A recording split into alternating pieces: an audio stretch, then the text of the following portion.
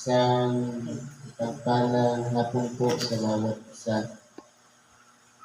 Ngayon, nandito po tayo sa pagpapatuloy ng gawain na kung saan ating pong pinag-aaralan ang mga natatakdang sitas sa araw na ito para nilay-nilayan po natin at ito'y magsilbing gabay sa pang-araw-araw nating pamumuhay. Ngayon po,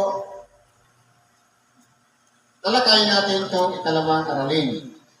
Sabi sa pangalawang sulat ni Apostol Pablo sa mga taga-Corinto, sa Kapitulo 4, versikulo 1 hanggang 12. Kaya nga, pagkakaroon namin ng ministeryong ito, ayon sa aming tinanggap na kawan, ay hindi kami nanghihina. Yan po dapat ang pamantayan ng isang taong tumanggap ng ministeryo. Halimbawa, tayo, mga kapwa kamanggagawa ng Diyos, na isinuko na natin ang ating sarili, tinanggap natin ang bautismo o putong ng Espiritu Santo, dapat po, hindi tayo pinaghihinaan. Dapat po, hindi sa pilitan ng pagdako sa simbahan. Kundi kinakailangan ang pagtanggap ng ministeryong ito mula sa kaawaan ng Diyos na tayo po, hindi tayo ang nagpasya, kundi ang Diyos ang pumili sa atin para sa paglilingkod, para sa ministeryong ito.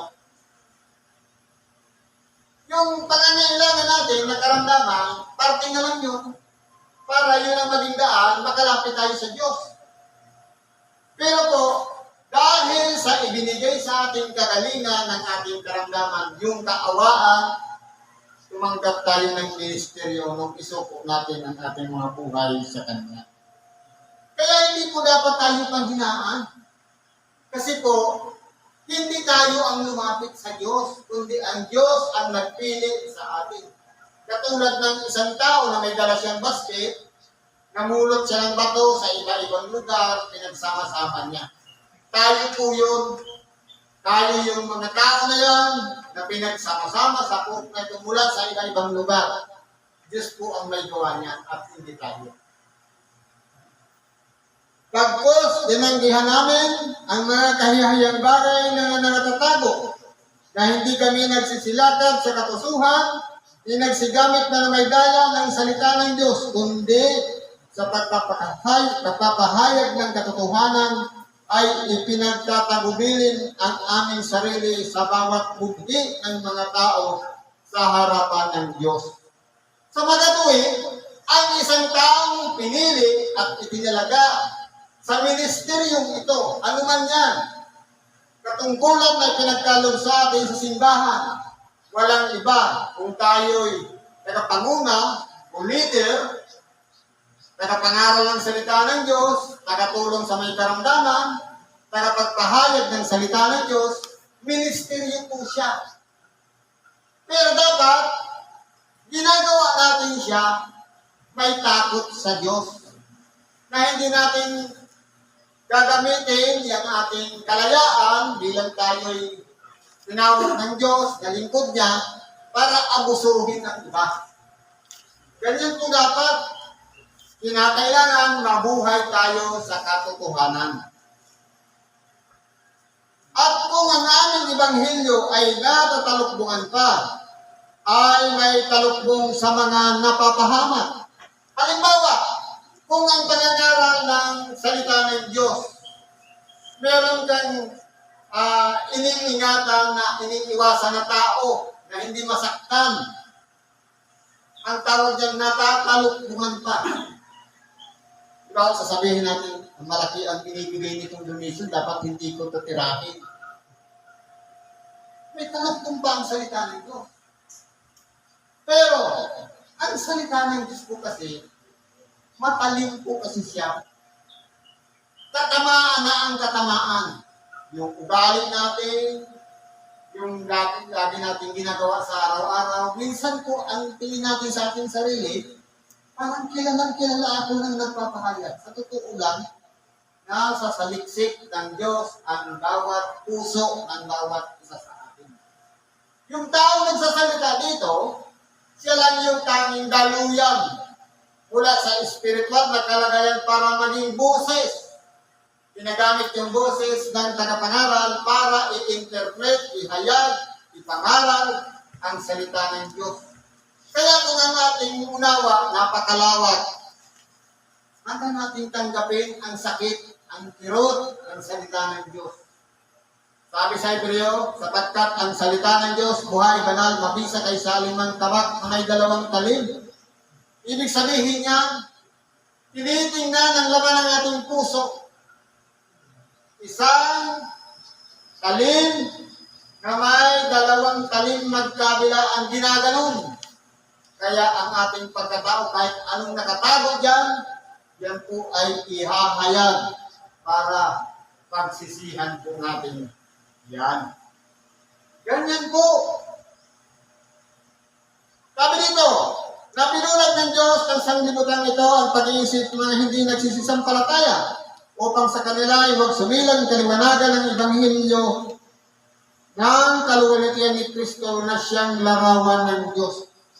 Totoo po, kapag ang sinusunod po natin itong sanlibutan ito, sabi nga, mag-iba tayo. Huwag nating gagawin yung nasa ng sanlibutan ito. Sabi nga dito sa Hebreo 12:2, at huwag kayong magsiayon sa sanglibutan ito, kundi mag-iba kayo sa pamamagitan ng pagbabago ng pag-iisip. Ibig sabihin, yung mga nangyayari dito sa ibabaw ng sanlibutan, huwag nating sasang-ayunan. Ano-ano po ba yung mga tinuro natin sa atin sa eskwelahan? Tinuro sa atin na mula sa mga libro, ngayon ang pinagbabatayan ng nagtuturo. Aral lang ng tao. Nataliwas lahat mula dito sa banal na kasulatan.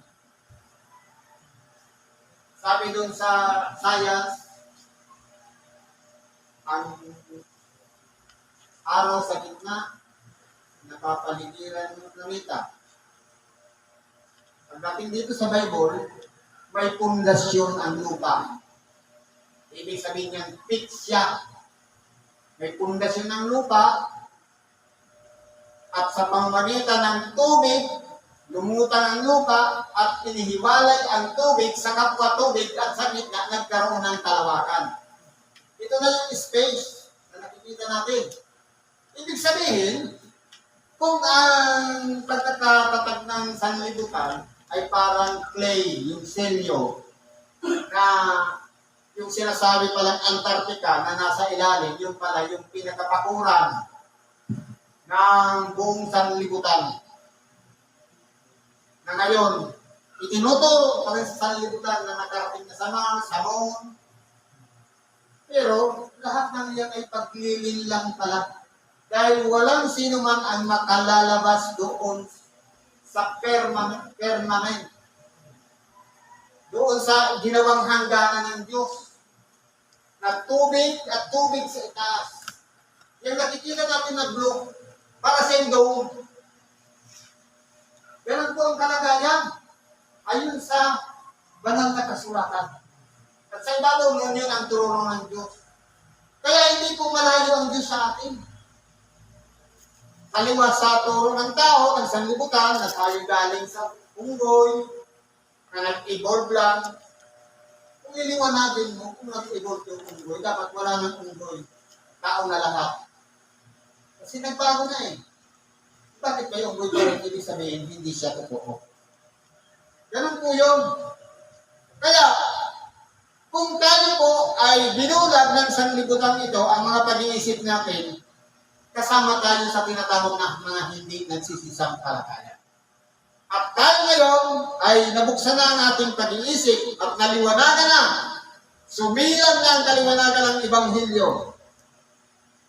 Na walang iba, ito ang kaluwalhatian ni Kristo na siyang larawan ng Diyos. kinakailangan ihayag sa atin ng Ebanghelyo ang katotohanan. Hindi yung galing lang sa mga libro, kundi galing dito mismo sa banal na kasulatan. Ganyan bang ibig sabihin dito ni Apostol Pablo? Sapagkat hindi namin ipinangangaral ang aming sarili kundi si Kristo Jesus na Panginoon at kami ay gaya ng inyong mga alipin dahil kay Kristo. Sapagkat yung mga katulad ng sinabi ni Apostol Pablo, na ang sino man nangangaral ng salita ng Diyos ay alipin. Utusan lang para gawin yung ministeryo ng pangangaral ng salita ng Diyos.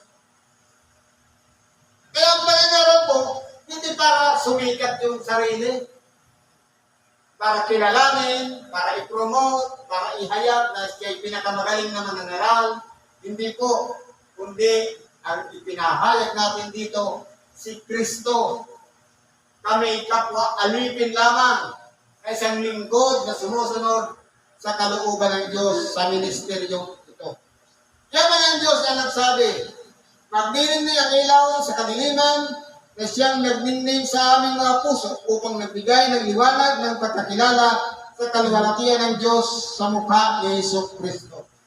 Kaya po, ang pagpapatotoo, pagmumula talaga lagi yan sa tagapangaral ng salita ng Diyos.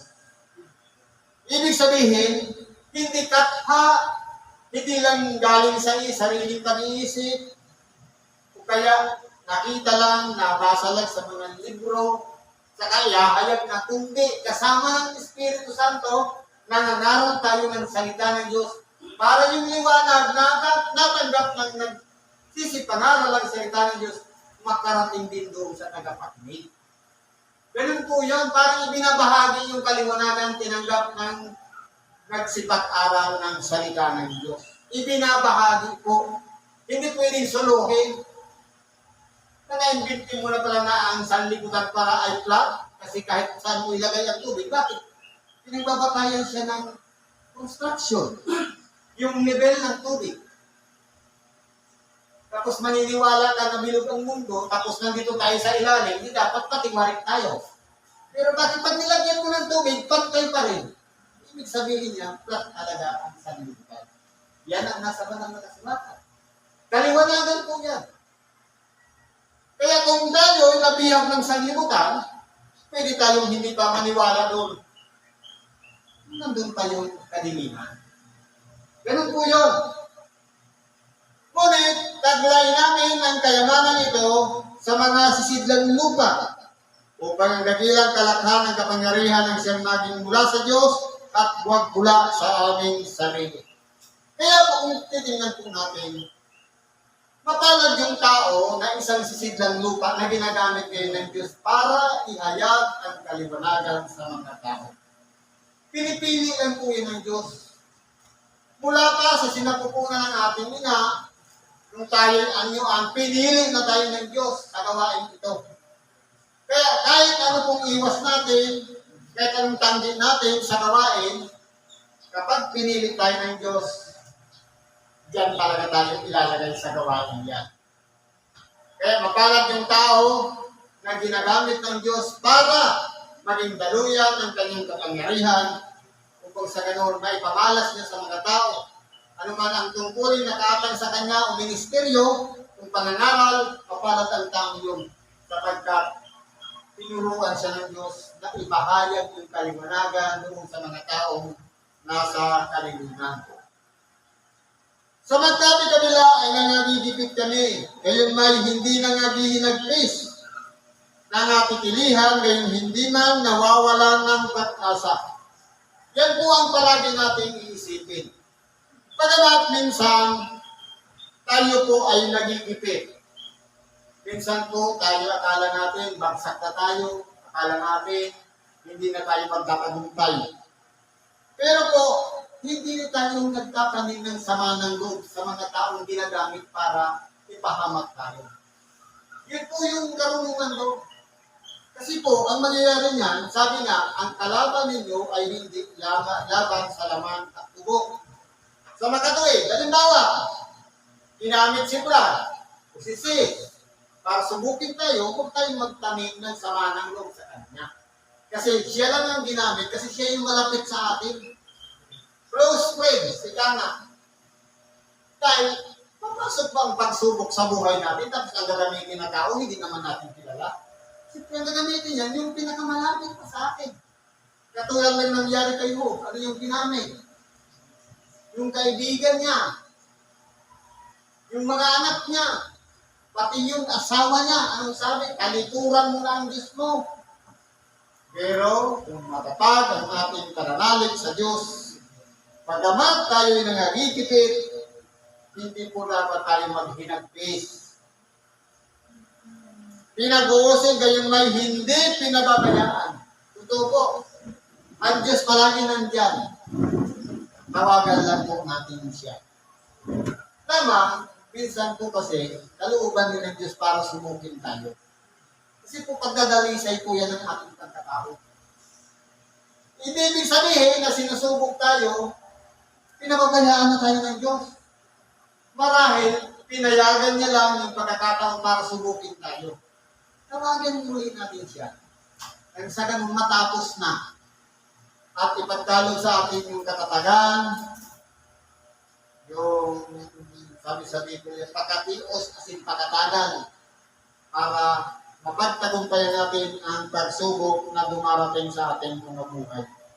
Iniulog mo, kayo na'y hindi na nasisira. Kahit pinagsak na tayo ng ilang ulit, buo pa rin tayo. Ganun po yun. Laging sanay, tinataglay sa katawan ang kamatayan ni Jesus upang ang buhay ni Jesus ay mahayag naman sa aming katawan. Totoo po, kung si Kristo nga hindi nang hinayang na ialay ang kanyang buhay, gaano pa kaya tayo na isa lamang sa pinakabagan niya na hindi rin natin ialay ang ating buhay kahit hirap na tayo sa kababiyahe, hirap na tayo sa paglilingkod, pero nagpapatuloy lang po tayo. Na hindi pa naman tayo dumaranas ng ikamamatay natin. Kundi pagtupad sa niya ng tungkulin ayon sa sinumpaan natin sa ating dakilang Panginoon. Kasi po ang ating dakilang Panginoon, hindi siya nang hinayang sa buhay na itinakdang mamatay. Dapat ganun din tayo, hanggarin tayong sumunod sa kalooban ni Kristo. Sapagkat kaming nangabubuhay ay laging ibinibigay sa kamatayan dahil kay Jesus, upang ang buhay naman ni Jesus ay mahayag sa aming lamang may kamatayan. Yan po ang pinakamaganda. Totoo, meron tayong buhay. Pero, hindi tayo natatakot sa kamatayan. Dahil taglay natin ang kamatayan ni Jesus. Na siya naman ang nagbigay ng buhay ngayon. Panibagong pag-asa para gawin natin sa panahon ngayon na si Kristo ang nabubuhay sa ating pagkatao. Pansinin natin ang mga unang alagad ng ating dakilang Panginoon. Hindi po sila natakot na mangaral ng salita ng Diyos. Ang iba ay nangamatay sa pakalig, pinubutan ng ulo, binitin sa krus, nagpatiwarig, ipinago sa krus, ang iba nilaga sa kumukulong mantika, ang iba binalatan, si Bartolome, binalatan niya ng buong katawan. Labas lahat ang laman niya. Pero nagpapatuloy pa rin siyang nangangaral ng salita ng Diyos. Isa lang dyan na hindi dumanas ng kahirapan sa kamatayan, si Juan Evangelista. Pero siya po yung pinakuluan sa mantika. Kaya putok-putok po ng balat niya noon. Kaya po, kung tayo po ay nagpapatuloy sa ating pagsunod sa kalooban ng Diyos, wala pong takot na nananahan sa isip natin. Di sa buhay man natin. Sapagkat, sabi nga, ang takot kaugnay parusa. Ibig sabihin, ang paglilingkod, binubuhos na hindi natin ang ating pagkatao. Katulad ni Kristo, na hindi siya nagdalawang isip, na iisipin niya, sayang yung buhay ko. Hindi po, binigay ko talaga. Ito sabi dito, kaya nga, ang kamatayan ay gumagawa sa amin datapwat, ang buhay ay sa iyo.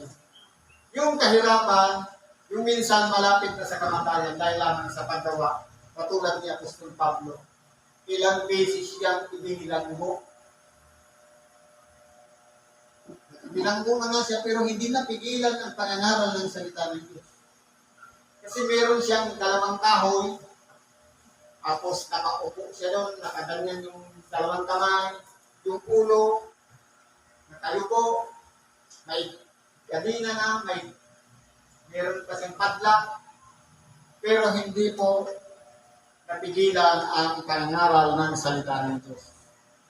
Hindi siya makasulat. Ang ginawa niya, kumuha na lang siya ng sekretaryo, si Tercio, para lahat ng sinasabi niya Apostol Pablo ipadala sa iba-ibang bayan. Kaya nabuo po yung sulat sa Corinto, sa Roma, kay Timoteo, kay Tito, sa Galacia, Epheso, Filipos, sa Colosas, sa Thessalonica, lahat ng yan, habang nakabilanggo ng ating dakilang Ama. Bagamat siya ay nasa kamatayan, pero ang buhay naman ang ibinibigay, yung pag-asa sa mga tao na pinapahatan niya ng kanyang mga sulat. At tayo naman yung mga tao sa makabagong panahon na pinapagalan niya ng mga sulat. Katulad itong sulat sa Corinto.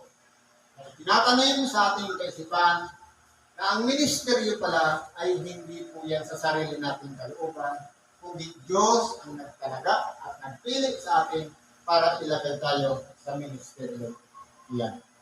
Siguro po, dito na lang, ibahagi natin sa oras ito. Salamat sa Diyos at alaman ang ating mga kahilingan, ipagkatiwala natin yan sa Diyos. Sa ngalan ni Kristo Jesus, salamat at sa mapagpalang hapon sa bawat isa.